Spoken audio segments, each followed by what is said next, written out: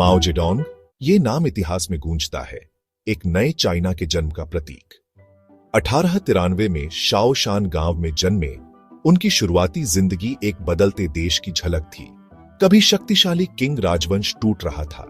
इसकी पुरानी नींव अंदरूनी कलह और विदेशी दखल के बोझ तले दब रही थी। एक अपेक्षाकृत समृद्ध किसान परिवार में पले बढ़े युवा माओ ने खुद को बदलते समय की लहरों में खींचा हुआ पाया। वो पारंपरिक कन्फ्यूशियस शिक्षा के खिलाफ थे, ऐसे ज्ञान की तलाश में थे जो उस उथल पुथल भरे समय की बात करे। 1911 में किंग राजवंश का पतन, जब माओ सिर्फ 18 साल के थे, अपने पीछे एक खालीपन छोड़ गया। यह बहुत अनिश्चितता का समय था, लेकिन अपार अवसरों का भी। पुरानी व्यवस्था चली गई थी और उसकी राख से कई आवाजें उठी, हर एक नए चीन के भविष्य को आकार देने की होड़ में। माओ के लिए यह दौर अग्नि परीक्षा जैसा था, जिसने उनके अंदर एक जोशीला राष्ट्रवाद और अपने देश को विश्व मंच पर मजबूती से खड़ा देखने की गहरी इच्छा जगाई। इसी दौरान उनका पहली बार मार्क्सवाद के क्रांतिकारी विचारों से सामना हुआ, वे विचार जो उनके जीवन और चीन के भविष्य को परिभाषित करने वाले थे।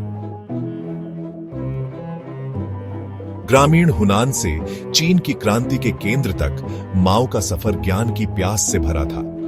उन्होंने अपनी पढ़ाई में उत्कृष्ट प्रदर्शन किया, पहले हुनान फर्स्ट नॉर्मल स्कूल में और बाद में पेकिंग यूनिवर्सिटी में। इन संस्थानों में बौद्धिक हलचल से भरे उन्होंने मार्क्स, एंगेल्स और अन्य पश्चिमी विचारकों की रचनाओं में खुद को डुबो दिया। पूंजीवाद की उनकी आलोचना, वर्ग संघर्ष का उनका विश्लेषण माओ के साथ गहराई से प्रतिध्वनित हुआ, जिससे उन्हें चीनी समाज में व्याप्त असमानताओं और अन्याय को देखने का एक नजरिया मिला। पेकिंग यूनिवर्सिटी लाइब्रेरी के भीड़ भाड़ वाले, मंद रोशनी वाले पढ़ने के कमरों में, जहां उन्होंने स्नातक होने के बाद काम किया, माओ का सामना अन्य समान विचारधारा वाले लोगों से हुआ। छात्र, बुद्धिजीवी और कार्यकर्ता जो एक नए चीन के उनके सपने को साझा करते थे। उनमें ली डाजाओ और चेन डक्सियो चीनी कम्युनिस्ट आंदोलन के भविष्य के दिग्गज भी थे।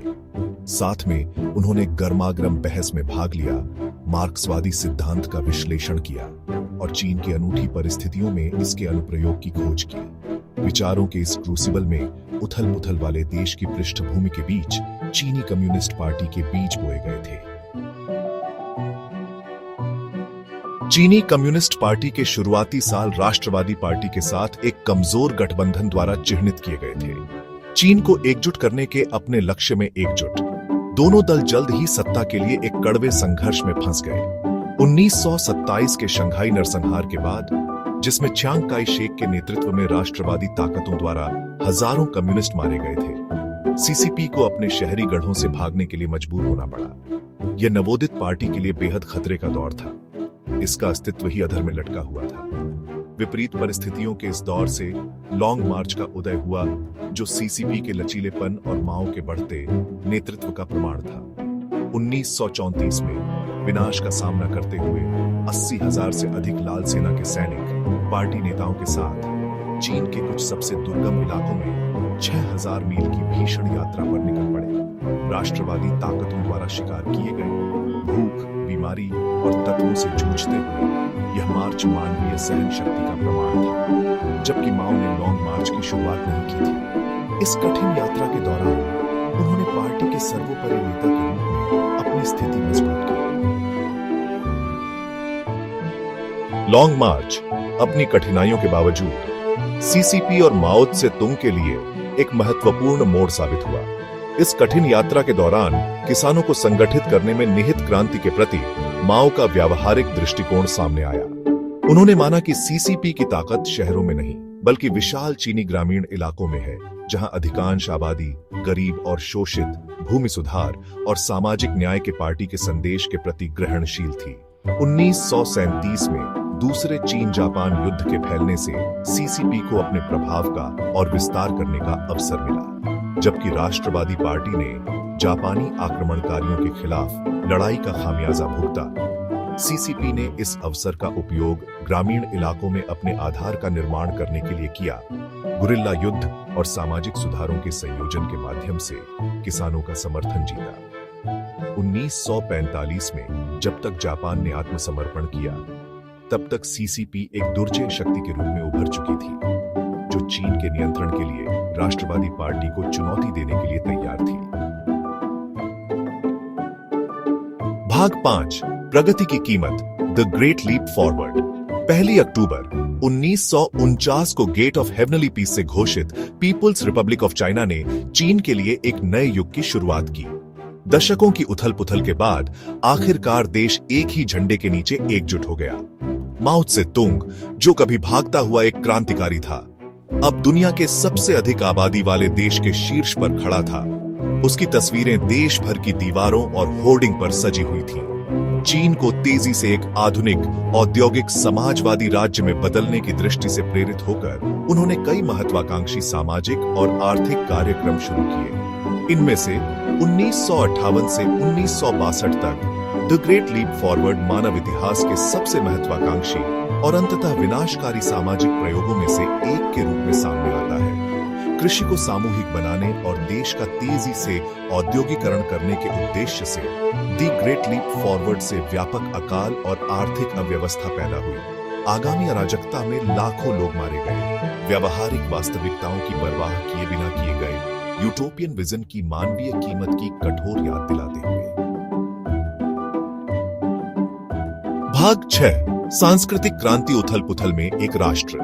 द ग्रेट लीप फॉरवर्ड की विफलता, जबकि माओ की प्रतिष्ठा के लिए एक झटका थी, ने सत्ता पर उनकी पकड़ कम नहीं की। 1960 के दशक के मध्य में इस डर से कि चीन अपने क्रांतिकारी आदर्शों से दूर और नौकरशाही ठहराव की ओर बढ़ रहा है, माओ ने सांस्कृतिक क्रांति शुरू की।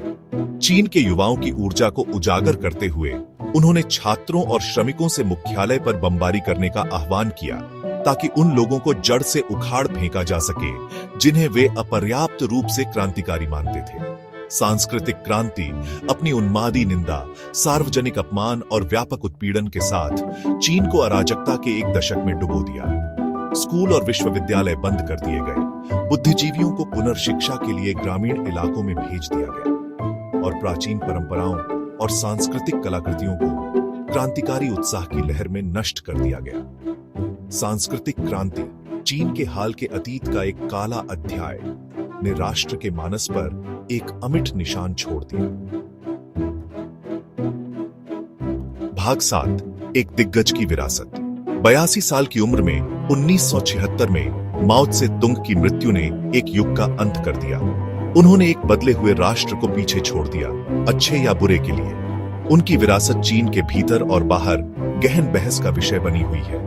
क्या वह एक दूरदर्शी नेता थे जिन्होंने अपने राष्ट्र को साम्राज्यवाद और पिछड़ेपन की राख से उठाया, या एक क्रूर तानाशाह जो लाखों लोगों की मौत के लिए जिम्मेदार था? इस बात से इनकार नहीं किया जा सकता है कि माओ का चीन एक क्रूर जगह थी, जहां असहमति का बेरहमी से दमन किया जाता था और व्यक्तिगत अधिकारों का सामूहिक की वेदी पर बलिदान दिया जाता था। फिर भी यह एक ऐसा चीन भी था जिसने अपने गौरव की भावना को वापस पा लिया था। एक ऐसा चीन जिसने विदेशी प्रभुत्व की बेड़ियों को तोड़ दिया था और स्वतंत्र विकास के पथ पर चल पड़ा था। भाग 8, मिथक और गलत फहमियां। माओ त्से तुंग का जीवन और विरासत मिथकों और गलत धारणाओं में डूबा हुआ है। कुछ लोग उन्हें एक ईश्वर तुल्य व्यक्ति के रूप में चित्रित करते हैं, अचूक और निंदा से परे, जबकि अन्य उन्हें एक राक्षस के रूप में चित्रित करते हैं जो अकल्पनीय पीड़ा के लिए जिम्मेदार है। सच्चाई, जैसा कि अक्सर होता है, कहीं बीच में होती है। एक आम मिथक यह है कि माओ ने अकेले ही लॉन्ग मार्च का नेतृत्व किया, जबकि इस अवधि के दौरान उनका नेतृत्व महत्वपूर्ण था। यह याद रखना महत्वपूर्ण है कि लॉन्ग मार्च एक सामूहिक प्रयास था, हजारों लाल सेना के सैनिकों और पार्टी कार्यकर्ताओं के लचीलेपन और बलिदान का प्रमाण। एक और गलतफहमी यह है कि माओ खुद एक किसान थे, जबकि उनका जन्म एक किसान परिवार में हुआ था।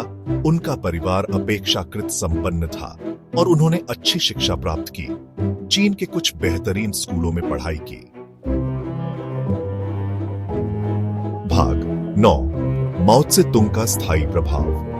अपनी मृत्यु के 4 दशक से भी अधिक समय बाद माओ त्से तुंग की उपस्थिति चीन पर बढ़ी है। उनका चित्र अभी भी तियानानमेन गेट के ऊपर लटका हुआ है, उस विशाल चौक को देख रहा है जिसका नाम उनके नाम पर है। उनकी तस्वीर बैंक नोटों पर सजी है और उनके लेखन का अध्ययन अभी भी देश भर के स्कूलों में किया जाता है। जबकि माओ के उत्तराधिकारियों ने उनकी कई कट्टरपंथी नीतियों को त्याग दिया है, आर्थिक सुधार के पथ पर चल पड़े हैं और बाहरी दुनिया के लिए खुल गए हैं। चीन की राजनीतिक व्यवस्था, इसकी विदेश नीति और यहाँ तक कि इसकी लोकप्रिय संस्कृति पर उनका प्रभाव निर्विवाद है। वह एक ऐसे व्यक्ति हैं जो प्रशंसा और घृणा दोनों को प्रेरित करते रहते हैं, उनकी विरासत की स्थायी शक्ति का प्रमाण।